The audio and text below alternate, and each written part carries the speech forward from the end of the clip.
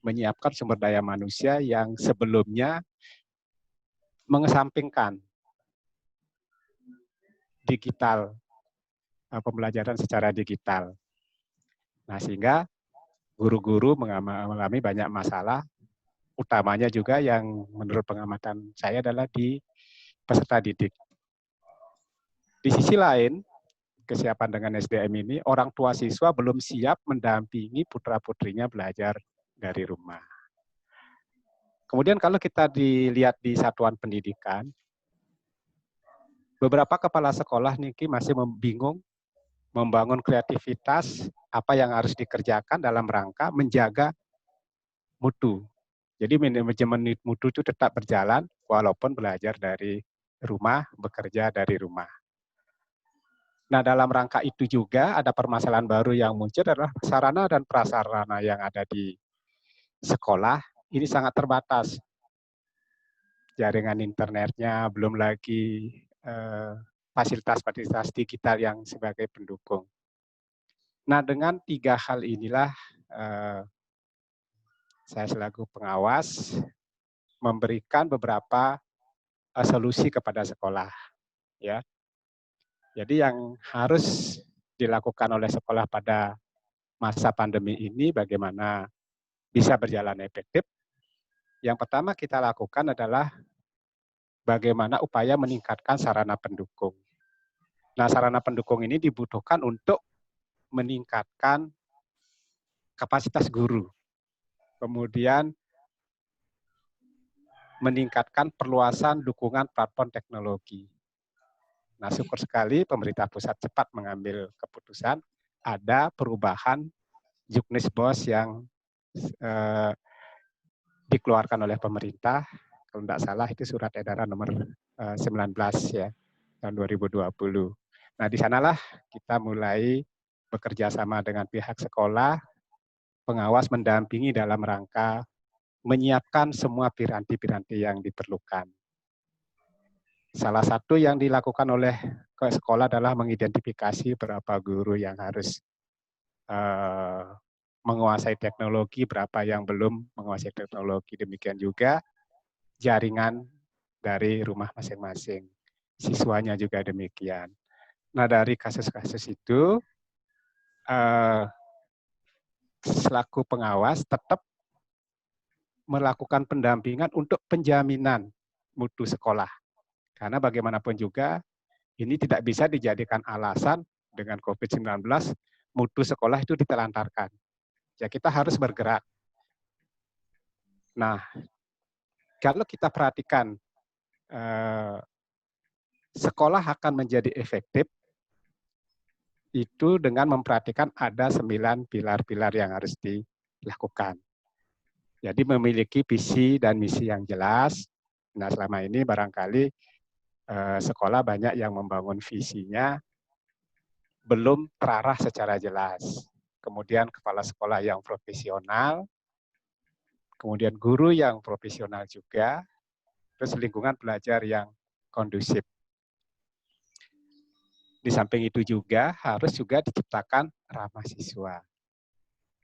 Kemudian manajemen sekolah yang kuat, kemudian kurikulum yang diciptakan itu luas dan berimbang.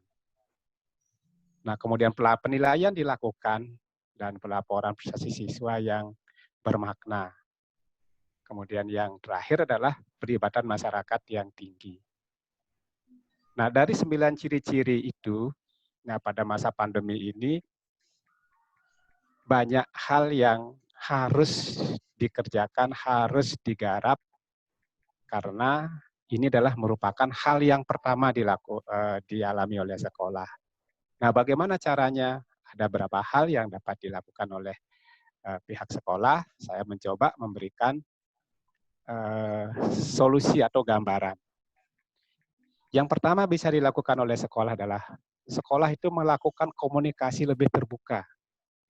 Lebih terbuka kepada guru, kepada atasannya, kemudian orang tua dan masyarakat. Ini harus terbuka, dibuka seluas-luasnya untuk penjaminan mutu sekolah. Kemudian yang kedua adalah di dalam pengambilan keputusan jangan sepihak. harus bersama-sama. Nah, untuk dapat melaksanakan ini tentunya disinilah peran pengawas sekolah selaku pendamping peningkatan manajemen mutu memberikan beberapa alternatif, menawarkan beberapa aplikasi seperti yang sudah dilaksanakan tadi, sudah dipaparkan menggunakan Zoom Meeting misalnya, kemudian menggunakan Google Form dan sebagainya. Kemudian memperhatikan kebutuhan guru. Nah, ini wajib dilakukan oleh sekolah.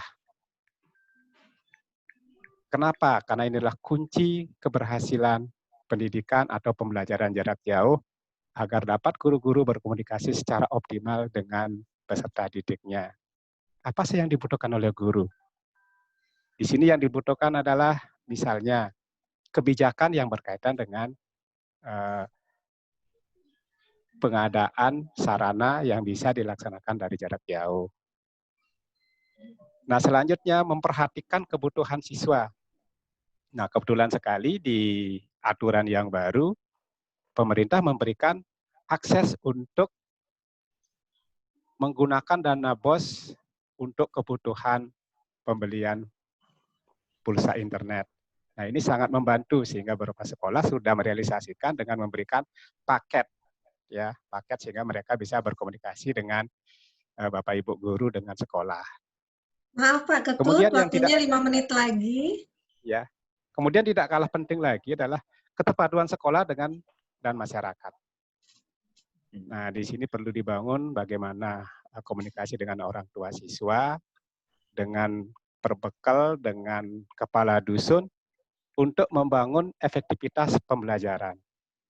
Kemudian yang terakhir adalah menerapkan total quality management. Jadi manajemen yang bermutu. Nah, dengan manajemen yang bermutu, hasil yang diharapkan adalah kepemimpinan kepala sekolah itu berjalan efektif. Nah, itu 6 hal yang dapat saya tawarkan terkait dengan bagaimana membangun pilar-pilar sekolah yang efektif. Kalau kita buat diagramnya, gambarannya adalah seperti ini. Nanti saya tidak akan bahas satu persatu. Nah, kemudian dari pemaparan tadi dapat disimpulkan bahwasanya cara untuk menjadikan sekolah efektif adalah lebih memberdayakan sumber daya yang dimiliki sekolah. Nah, kemudian yang kedua adalah guru harus memastikan kegiatan belajar mengajar tatap muka dari rumah meskipun peserta didik berada di rumah. Inovasi pembelajaran merupakan solusi yang perlu didesain dalam waktu cepat. Kemudian yang ketiga, untuk meningkatkan kreativitas sekolah yang efektif, jadi seperti tadi sudah saya jelaskan ada 6 komponen, komunikasi lebih terbuka, pengambilan keputusan secara bersama, kemudian memperhatikan kebutuhan guru, memperhatikan kebutuhan siswa, kemudian mengusahakan adanya keterpaduan sekolah dan masyarakat, dan yang terakhir adalah menerapkan total quality management. Demikianlah paparan singkat yang dapat saya sampaikan. Mudah-mudahan ini bisa bermanfaat untuk kita semua. Mari kita bersama-sama belajar, mari kita bersama-sama bekerja dan bergerak bersama-sama melawan pandemi COVID-19. Terima kasih atas perhatiannya. Terima kasih. Baik, Pak Ketut, luar biasa, cukup menginspirasi Bapak ya. Paparan Bapak menyoroti mengenai pendidikan kecakapan hidup dengan 6 pilar-pilar efektifnya. Kita beri kesempatan kepada teman-teman semua ini untuk raise hand boleh atau menulis di chat Bapak Ibu. Silakan, waktu yang diberikan 30 menit dari sekarang. Kalau saya lihat di chat belum ada, Pak Sunardi bantu saya, mungkin ada yang raise hand. Sambil menunggu... Di chat masih kosong, Bu ini. Oh iya, sambil menunggu teman-teman bertanya, ini tadi ada dari siapa nih ya, kalau di chat, itu saya lihat dari Bu Yuni ya, Bu Yuni Susanti bilang bahwa Pak Ketut ini paparan yang kedua, apakah boleh? Boleh Bapak Ibu, asalkan memang makalahnya berbeda, presentasinya berbeda, seperti itu. Tentunya PPT-nya juga berbeda, yang dikaji juga berbeda. Boleh Bapak Ibu, artinya poin demi poin kita kumpulkan 2,5 itu untuk kita semua wadah ini menyiapkan begitu dari APSI pusat kita yang dipimpin oleh Pak Agus Sukoco.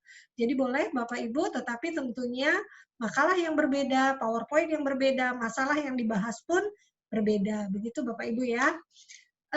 Ini sudah ada yang raise hand. Ya, Sri Gunanti Wonogiri. Ibu Sri. Ya, silakan Ibu. Sebentar Ibu. Ya. Kalau belum ada Bu Erdita. Terima kasih Bu. Iya, baik Bu Sri, silakan. Iya, terima kasih luar biasa membangun pilar-pilar sekolah efektif di masa pandemi COVID-19. Ini sharing saja, mohon penjelasannya Bapak untuk cara yang keenam, itu penerapannya bagaimana total quality management. Jadi nanti yang lain insya Allah sudah hampir mirip yang sudah kami laksanakan. Ini yang terakhir, ini yang belum saya terapkan di kecamatan kami. Baik. Demikian, terima kasih. Baik, Pak Ketut cukup jelas ya pertanyaannya mengenai total quality dari pilar yang keenam, Bu Sri ya. Ya. Kalau kemarin kita sama-sama baca di buku pedoman akreditasi, rasanya juga menyentuh tentang itu ya. Ya, silakan Pak Ketut. Maksudnya bagaimana? PowerPoint-nya mungkin bisa di bagian itu, di slide yang itu mungkin. Tampilkan di slide yang pilar-pilar itu, Pak. Sebentar ya.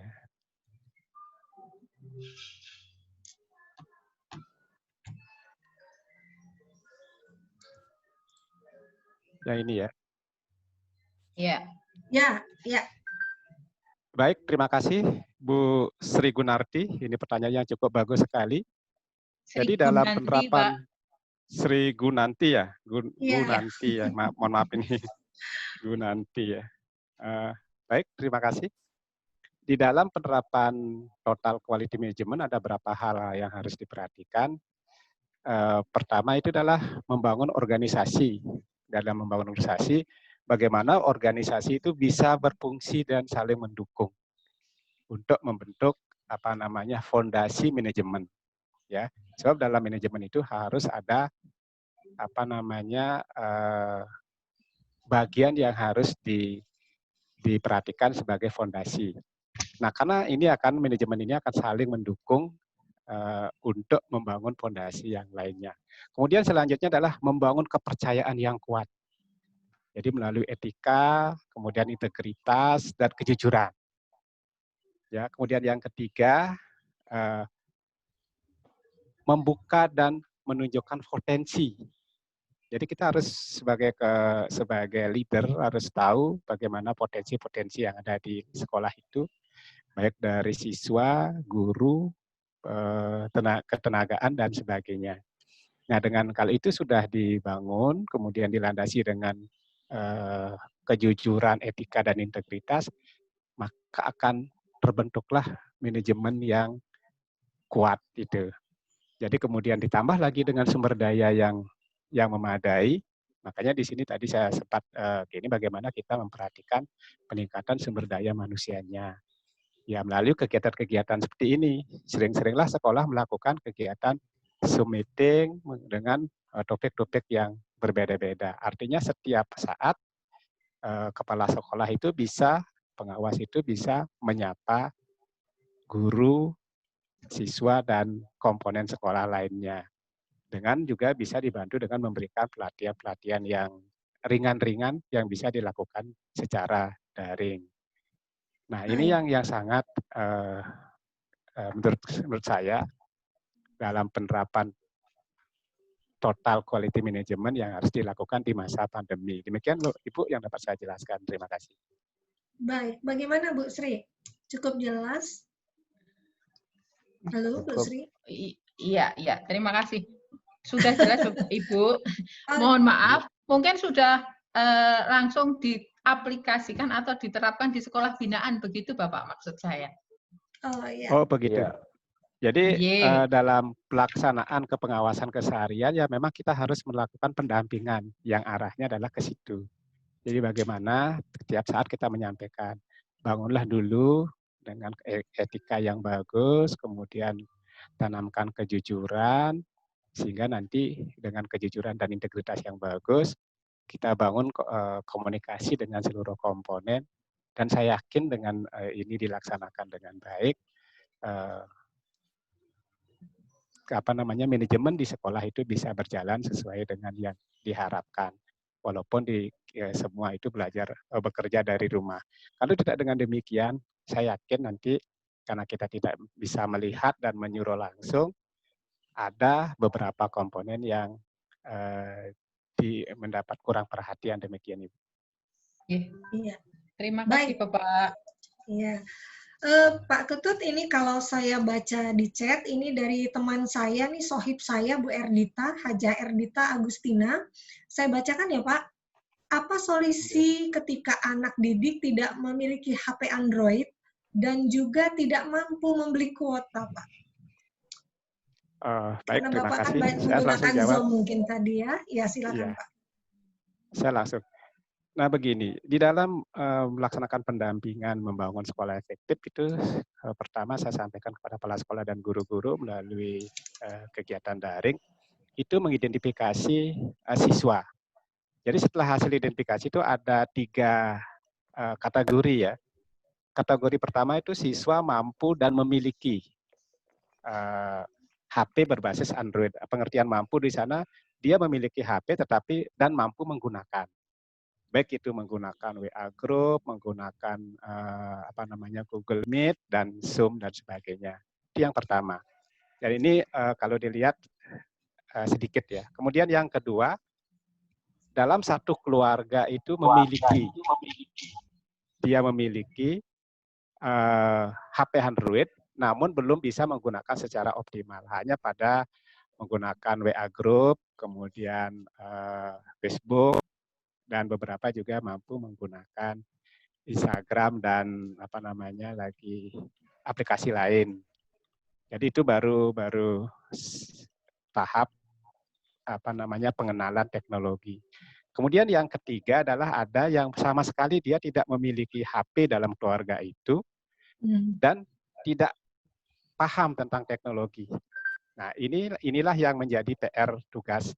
Nah, di sini saya sarankan kepada sekolah untuk segera mengadakan kerjasama dengan kepala desa. Kemudian kepala desa mengumpulkan kepada para klien Banjar Dinas atau klien dusun atau ketua RT.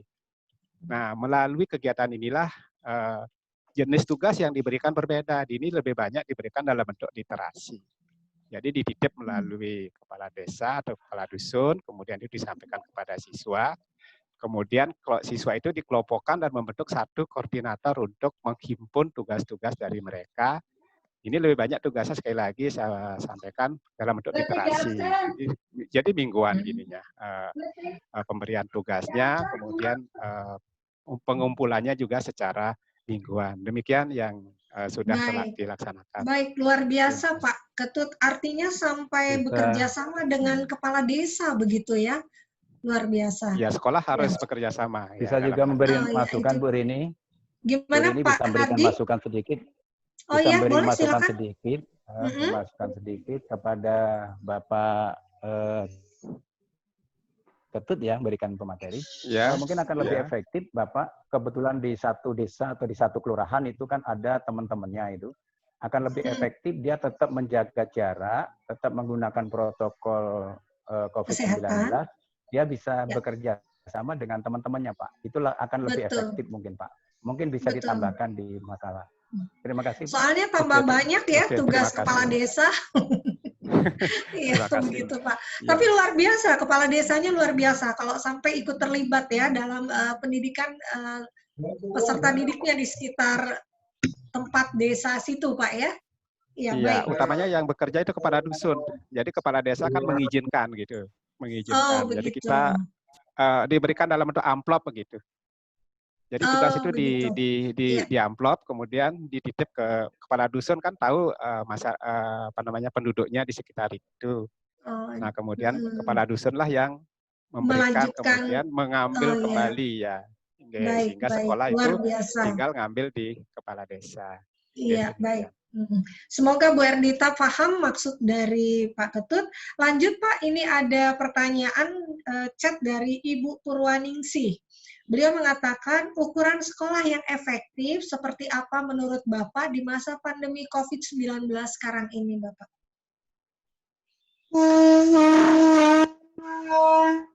Baik, terima kasih. Seperti yang saya utarakan tadi itu, kalau menurut pandangan saya, analisis saya dari 9 kriteria sekolah efektif itu, kemudian saya sederhanakan itu menjadi 6. Ada 6 indikator yang minimal harus dikerjakan oleh sekolah, utamanya kepala sekolah. Jadi komunikasi lebih terbuka, kemudian pengambilan keputusan bersama. Karena kan ada kecenderungan karena belajar dari rumah, kepala sekolah tuh sendiri ngambil keputusan. Nah, ini tidak boleh terjadi. Kemudian yang ketiga memperhatikan kebutuhan guru. Apa sih yang dibutuhkan saat ini? Agar guru itu mampu menyelenggarakan pembelajaran jarak jauh atau PJJ. Nah, ini yang harus diperhatikan. Kemudian yang keempat adalah memperhatikan kebutuhan siswa seperti tadi. Jadi mengidentifikasi. Siswa diberikan yang punya HP diberikan voucher. Kemudian keterpaduan sekolah dan masyarakat yang tadi saya jelaskan baru saja. Jadi sekolah itu membangun kerjasama dengan protokol, dengan stakeholder yang ada di sekitar sekolah itu. Kemudian yang terakhir adalah menerapkan manajemen, total quality management. Itu. Demikian yang dapat saya sampaikan. Iya, baik. Saya memberi kesempatan dulu kepada Bu Diah Martanti, beliau dari Kaltara, raise hand. Ibu Diah, halo. Saya sapa Ibu Diah Martanti, ada? Halo Bu Diah. Beliaunya sudah raise hand. Sambil menunggu Bu Diah tersambung, ini ada pertanyaan lagi Pak, dari Bu Rusmiatun. Pada ciri-ciri sekolah efektif poin 8, penilaian dan pelaporan prestasi yang bermakna, bolehkah diberikan gambaran implementasinya di sekolah? Bagaimana tuh Pak implementasinya? Coba bisa diulang Bu. Nah, pada ciri-ciri sekolah efektif poin 8, penilaian dan pelaporan prestasi yang bermakna, bolehkah diberikan gambaran implementasinya di sekolah? Saya juga kurang paham nih pertanyaannya. Saya beri kesempatan Bu Rusmiatun, ada ya? Halo? Halo Bu Rusmiatun? Kelihatannya beliaunya hanya chat. Ada. Atau Bapak coba jawab? Halo? Ada Bu. Bu Rusmiatun Oh ada? Ya, Bu Rus. Tolong Bu Rus, sampaikan pertanyaannya Bu Rus. Ya, terima kasih untuk waktunya.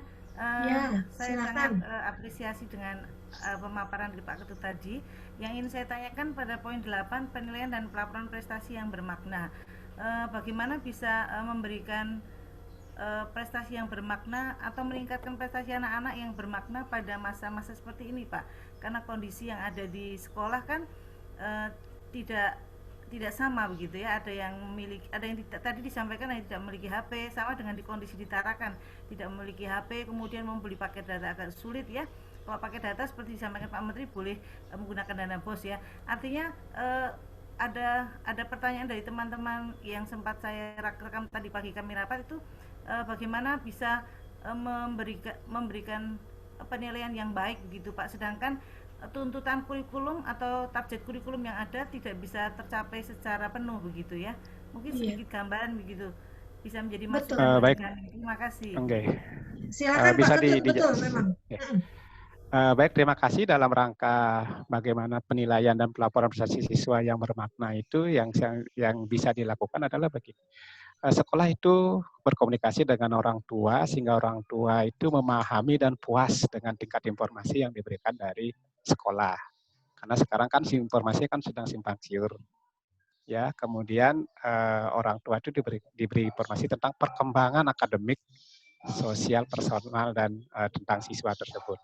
Nah, disinilah penilaian itu harus diberikan feedback. Kemudian dibalas dalam bentuk kalau tugasnya dalam bentuk WA, maka kita balas dengan WA. Tentunya karena kebanyakan adalah WA keluarga, maka otomatis itu dibaca oleh orang tua mereka. Nah, kemudian ada tadi saya juga jelaskan bagaimana pendekatan pembelajaran jarak jauh itu bervariasi. Ya, bervariasi. Kemudian yang terakhir adalah menggunakan berbagai macam teknik penilaian yang sifatnya lebih banyak kepada penilaian kualitatif. Karena ini kan sifatnya kan istimewa begitu. Nah, dengan demikian diharapkan dan diberikan informasi tentang kemajuan belajar peserta didik kepada orang tua siswa. Ini yang bisa dilakukan kira-kira, Bu. Ya, terima kasih. Ya, saya bantu sekali lagi Pak, memang di poin 8 yang Bapak tulis ciri-ciri sekolah efektif ada 9 pilar. Memang ke-8 kan Bapak menyampaikan masalah penilaian dan pelaporannya. Tadi disampaikan Bu Rus, kita kan pembelajarannya sedang tidak maksimal ya Pak ya. Nah, bagaimana cara menilainya? Implementasi yang sudah Bapak lakukan atau guru-guru Bapak, bagaimana? Karena tadi kan Bapak sampaikan kualitatif. Nah, kualitatif yang bagaimana gitu Pak? Mohon dijelaskan.